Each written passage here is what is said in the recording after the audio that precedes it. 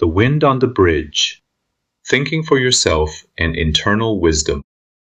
The late autumn wind rushed across the wooden bridge near our neighborhood, carrying the smell of leaves and cold air. Vivian walked beside me, her steps heavy, her hands stuffed into her jacket pockets. She didn't say anything at first. She just kicked a little pebble and watched it bounce away. "Something happened today?" I asked gently. She nodded without looking up. "Everyone told me different things. My friends said I should do one thing. My teacher said something else. And you told me something last night too." Her voice wavered. "I tried to do what everyone said, but..." Her eyes glistened. "I feel like I did everything wrong." I stopped walking, kneeling beside her so the wind wasn't the only thing listening. "Vivi," I said softly, "tell me what you felt inside." She bit her lip. I didn't know. I didn't know which voice to trust, not even my own. I held out my hand. "Come on," I murmured. "There's something I want to show you." The whisper lesson. Listening beyond the noise. We walked to the middle of the bridge, where the wind slid between the wooden rails and hummed like a soft, invisible violin. I took a deep breath. "Close your eyes for a moment." Vivian hesitated, but she listened. "What do you hear?" I asked. "The wind," she whispered. "What else? Birds? Maybe the creek under us? Leaves moving?" She paused. "And nothing else." "Right," I said. "You can't hear me right now. Not your friends, not your teacher. Just the world and the sound inside your own chest." Vivian opened her eyes slowly. "Vivi," I said gently, "people will always tell you things. Even me. Even Mom. Some people say things because they care. Some because they're confused. Some because they just want to be heard." She frowned. "Then how do I know who to listen to?" I picked up a dry maple leaf from the bridge and placed it in her hands. "This leaf," I said, "cannot stop the wind. The wind will always come, but it can choose how it moves. It can glide, or fall, or dance." Vivian watched the leaf tremble between her fingers. "Your mind is like that leaf. You can't stop people from giving opinions. You can't stop advice. You can't stop rules or expectations." I stepped behind her and tapped her gently between the shoulders. "But you can learn to feel. What makes sense to me? What feels right inside my heart? What is true for me?" Vivian held the leaf closer to her chest. "So I should think for myself?" "Not instead of listening," I said with a soft smile, "but after listening." The part mistakes teach. When errors shape wisdom. A gust of wind swept across the bridge, playful and cold.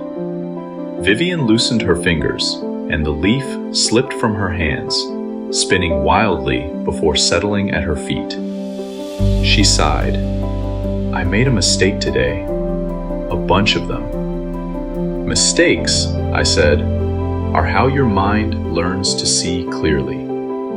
They're part of figuring out what feels right." "But it felt awful," she whispered. "I know," I murmured. "But feeling awful doesn't mean you failed. It means you're growing. You're learning who you are. And that's the whole point." Vivian's eyes dropped. "But what if I know better and still do the wrong thing?" "Then that's a different kind of mistake," I said gently. "When your heart already knows better, the world tries to teach you a lesson you already had inside you. She took a long breath, letting the truth settle like the leaf at her feet.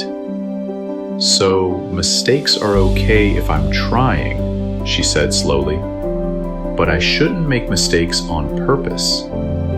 Exactly. Your heart already has wisdom. Your job is to pause, listen, and use your mind before you choose. She looked out over the creek, the wind brushing her hair back. I think I heard too many voices today, she said softly, but I didn't stop to hear my own. I smiled. That's why we're here. Resolution. Learning to trust the quiet inside.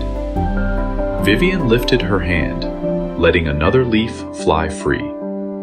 This time, she watched it dance, carried gently by the wind instead of fighting it. I want to think for myself, she said, her voice steadier. I want to learn what feels true to me. That's all I hope for, I said, wrapping my arm around her. I don't want you to believe things just because someone said them. Not even me. She leaned against my side. Then I'll listen. I'll observe. I'll pause. And then I'll decide. The last bit of light slipped through the trees, turning the creek into a ribbon of gold. We stood on the bridge as the wind whispered around us. A quiet reminder that wisdom is always inside, waiting for a child brave enough to listen. Reflection. Just like on the bridge, you also have a quiet voice inside you, a voice that helps you understand what feels right. You can listen to others, but you don't have to believe everything right away. You can pause, ask questions, notice how things make you feel, and choose your own path. Even mistakes help you grow stronger and wiser. Your mind is yours, and it's powerful.